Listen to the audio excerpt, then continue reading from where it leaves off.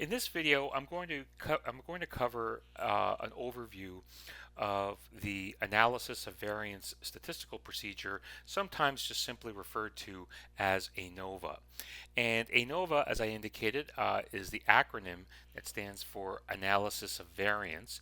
And this is a statistical technique that specifically is a parametric technique, and we'll talk a little bit more about that here shortly, that examines statistically significant differences when we have more than two groups of data or more than two means.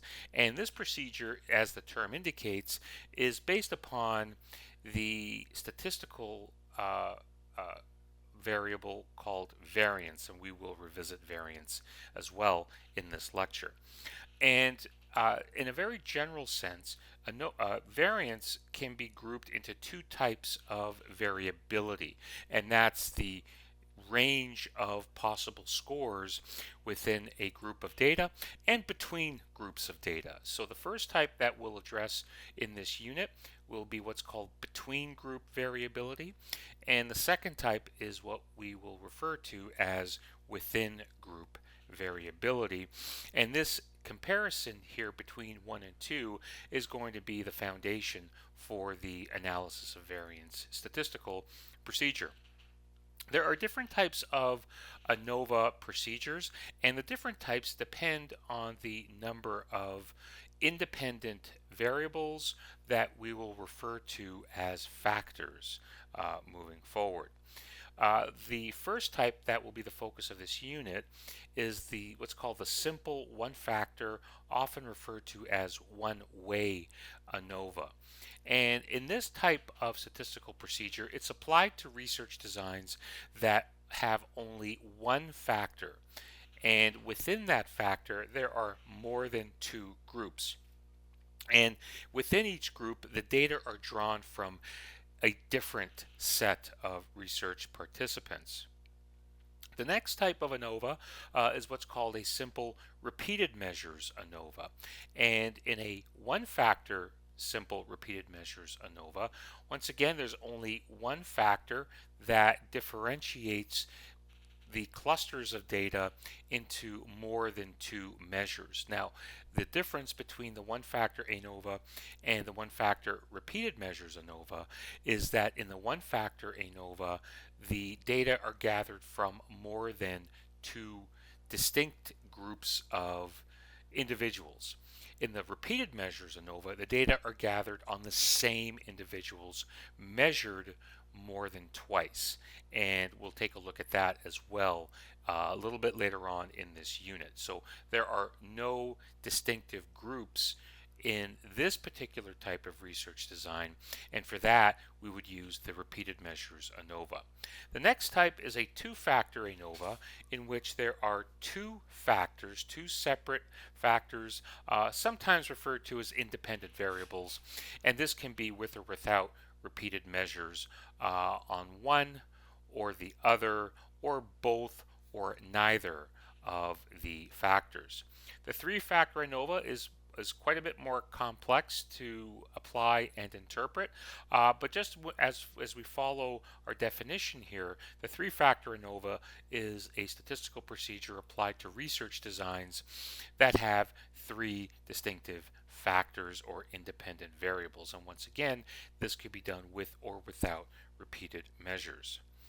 Now, if we have a research design in where we have more than two means drawn from more than the two clusters of data, could we not just use multiple t-tests to compare the groups to each other? We can use that statistical procedure, but there are some concerns with using multiple t-tests.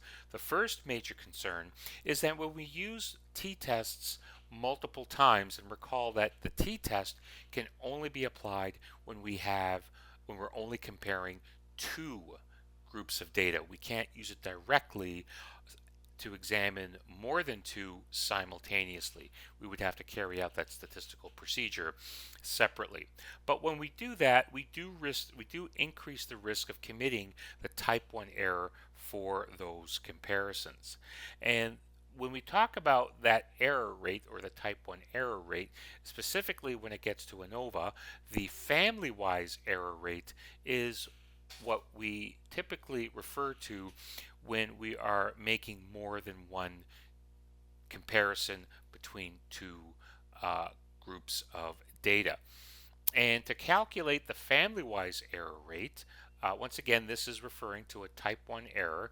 It's going to be equal to this equation, where the uppercase C here refers to the number of comparisons. The alpha is the single comparison alpha rate.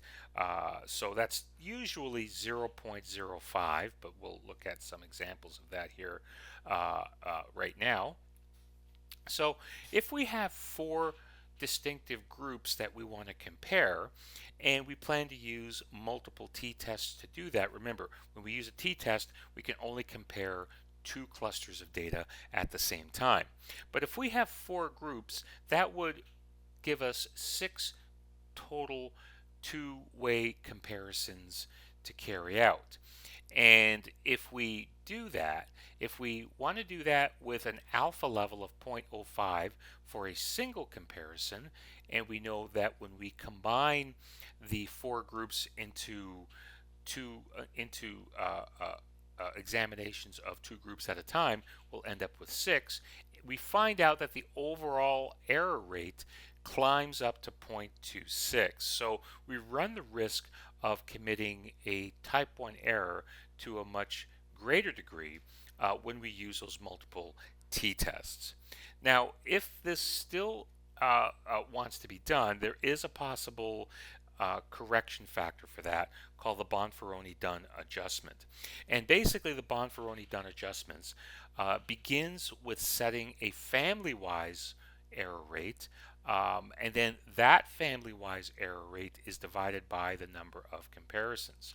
And that's done to ensure that the overall is kept at 0.05.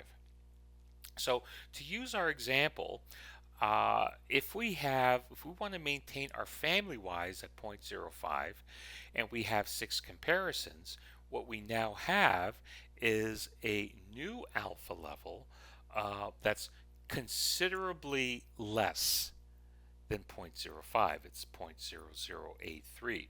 So this is now the adjusted alpha level to reject the null hypothesis if we want to use multiple t-tests. So for each t-test, we would not reject the null hypothesis if the p-value was just less than 0.05. We would reject it when the p-value becomes less than 0.0083 or equals 0.0083 at the very least. So that often is not an ideal way to go here when we have more than two clusters of data or two groups to compare. And so that's where the ANOVA procedure becomes a desired one or the preferred one to use in that type of research design. But when using the ANOVA, this does come with a number of assumptions. And so the first assumption is that we assume that the data are distributed in a normal fashion. So if we examine the frequency distribution of our scores, the scores will approximate a normal distribution with a standardized average of 0 and a standard deviation of 1. Now, if this assumption is violated, it will actually have a small effect on the F value. And just make a note at this point that the F value is the test statistic for ANOVA. And because this would have very little effect if the data are not normally distributed, the ANOVA procedure is referred to as being robust in that it can handle violations to some of these assumptions. The next assumption is that because we're comparing more than two groups, the variance within those groups should be somewhat similar. So the homogeneity of variance assumption is applied when we use ANOVA, but if the variances, if the variability inside each of those groups are do differ, the ANOVA procedure is still somewhat robust in being able to handle that. So it does not have that large effect. Now, that does come with a certain limitation. If the largest variance within the groups in our study design is more than 2 times the group with the smallest variance, then that may have an effect on the F value and increase the risk of committing a type 1 error. The third assumption is that there is complete independence of scores of each group of data or each mean. And this shouldn't say ensured, but this is maintained through randomly selecting from a population or randomly assigning people or cases to different groups, conditions, or levels. The scores should be on a parametric scale, which is to say that the scores should be interval data or ratio data. And when the assumptions are violated, one of the most sensitive factors that would violate these assumptions are studies that have sample sizes that are relatively small or groups that are not equal in number. So in terms of designing studies, there's always a tendency or recommendation to try to increase sample size and try to ensure, if possible, it's not always possible, but if possible, to have the same number in each group or in each condition. Now, as stated earlier, the ANOVA procedure is based upon this concept of variance. And even though it's a concept, we can quantify this. So just as a review, variance, to understand variance, we begin with the concept of a deviation. And so when we have an individual score, the X represents one score. The one score is quantified by a difference from the group average from which that score was obtained. That difference, no matter how big, is referred to as a deviation of X from the average. Is it possible to have a deviation of 0? Yes, it is. If a given individual score is exactly the same as the average, we don't disregard it. We would just quantify it with a deviation value of 0 in that case. But if we have a large enough sample size, we'd have a wide range of deviation scores. And so if our sample size is 30, then we would have 30 deviation scores by simply calculating this difference. Now, that would cause what's called a zero-sum problem later on when we begin the calculation and quantification of the deviations. And so what we see here is that a single deviation score is multiplied by itself, is squared. So the squared deviation is really the critical step that is used to applying the ANOVA procedure. The ANOVA procedure, once each deviation score, so once again, if we have 30 cases in a particular group and we calculated the average of that group, we'd have 30 deviation scores, which would give us 30 squared deviation scores that we would then add up. And this is what we call the sum of squares. We sum all the squared deviation values, and that's critical to the ANOVA procedure. Now, if we divide the sum of squares, so even though we have 30 square deviations, when we add up the 30 scores, we end up with one number that reflects all those deviations. And when we divide that by the sample size minus 1, which is what we will refer to in this unit as the degrees of freedom, this calculation here is what we call the sample variance, or S squared. And this, once again, is the foundation for the ANOVA procedure. Now, as a little bit different here from previous statistical testing here.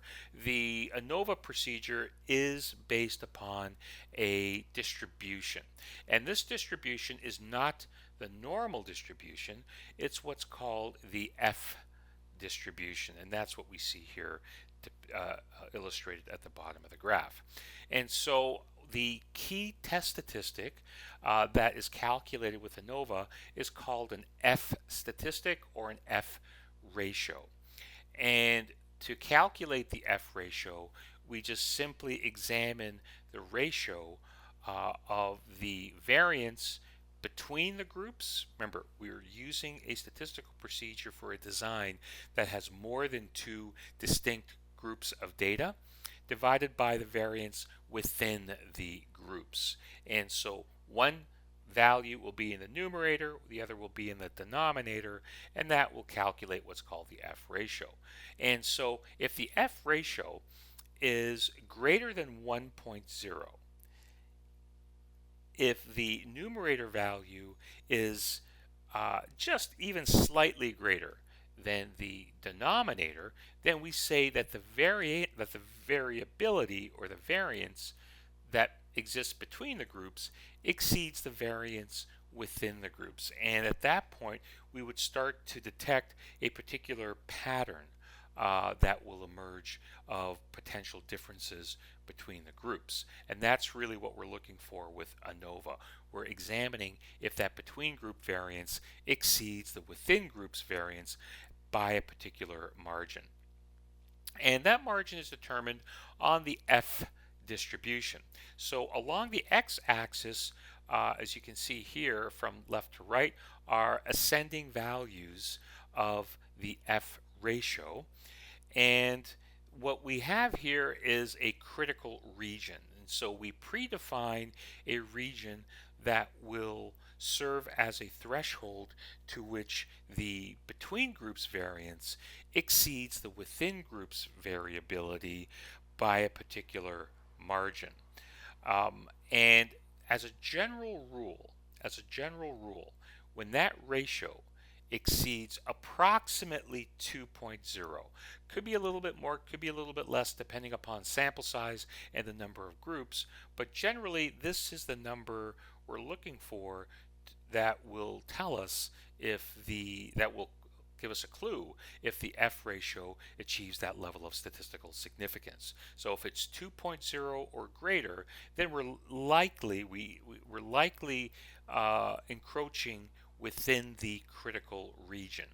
And once again, on the x-axis, the F value is that ratio between the variability that exists between the groups of data and the variability that exists inside the groups of data. So this ends the first part of our video on the introduction to analysis of variance.